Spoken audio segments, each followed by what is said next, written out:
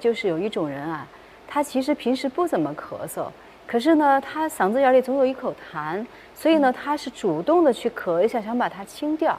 特别是呢，这种人一般早上起来必定是嗓子眼里堵着一口痰的，所以他必要把它咳出来以后，他这个早上才会觉得清爽了，才能去吃饭呐，才能去做别的事情，就是这么一种症状。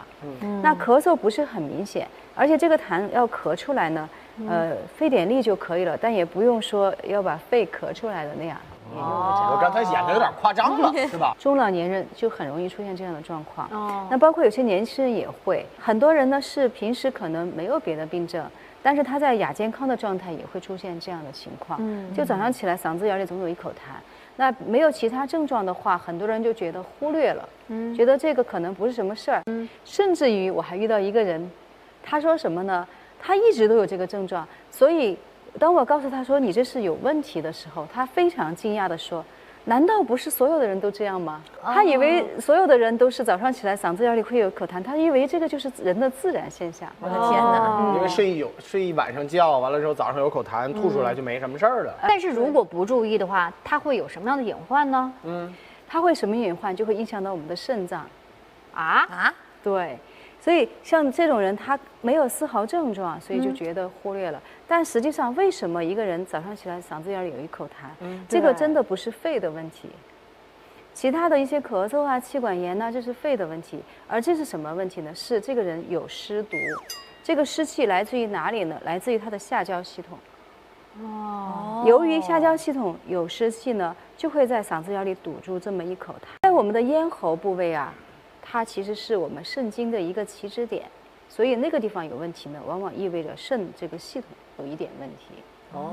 明白了。而且你会发现呢，其中有一部分这样的人，他由于这个肾的湿毒比较明显的时候呢，男性就容易在下巴长一点痘痘。哦，有这样的，它只在这一圈长。哎，对了，就这一圈。是的。女性呢？说到这儿，电视界男性观众起身摸一下，对，给大家伙儿时间去看一下有没有，或者摸一下哈啊。那女性呢？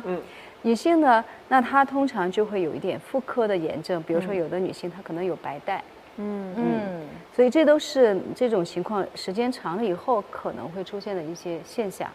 所以我们在发现自己每天这个嗓子眼里堵一口痰的时候，就要开始注意了，就要开始给自己去这个湿毒。原来这是有湿毒啊！芹菜呀，真的是一个非常好的菜。它是什么样的一个作用呢？芹菜，我把它比作我们肾脏系统的清洁工，粗纤维。哎，维维，你能把芹菜拿上来吗？我对芹菜的印象有点不是很深刻了。是，芹菜你都不认识了吗？不是，我认识，我不就为了告大家伙儿吗？这就是芹菜。你这把芹菜来得很妙，因为我们要的就是这样的芹菜，就是中国芹。西芹呢，它就没有这个药效。我们要的呢，就是这个中国芹。它有一个好处，就是帮助我们肾脏系统给排毒的。哎，难得有这样的蔬菜是帮助我们肾脏系统排毒的蔬菜。芹菜就是其中之一。而芹菜它排的什么毒呢？排的就是这个湿毒。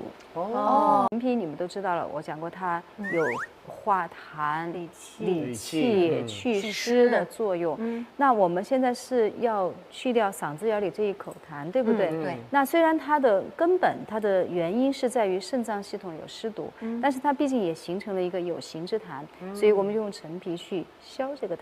对，明白了。你们知道为什么要用一颗冰糖吗？就是解芹菜味儿。不对，它甜。就是偏凉性的吗？冰糖是因为呢，其实芹菜根儿，你想一下，如果你直接把它泡水，它的药性容易出来吗？不容易。冰糖可以使它激发出来的。对了，所以加一点糖呢，有助于它的释放。所以这是我们做小茶包的时候，你就配一粒冰糖。但是假如你在家里，你完全可以用这个芹菜根和陈皮去煮水。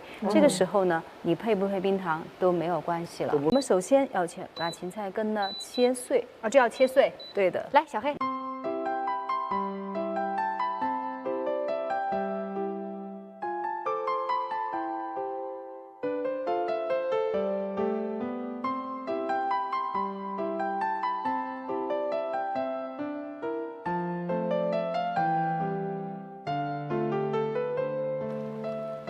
其实这陈皮也可以嚼了，芹菜味儿还是挺浓的，也可以把它也可以吃掉的吃了。对，而且它的好处就是，有的人顺便呢就把下巴上的痘痘也都给调理了。哦，对，特别有一些女性的读者，她们很爱泡这种小茶方，她会给自己家的老公喝，喝了以后就会告诉我说，哎，她老公那个原来每次刮胡子的时候都会刮破那个痘痘，对，很痛苦。那么喝了这个以后呢，逐渐就没有了，就消失了。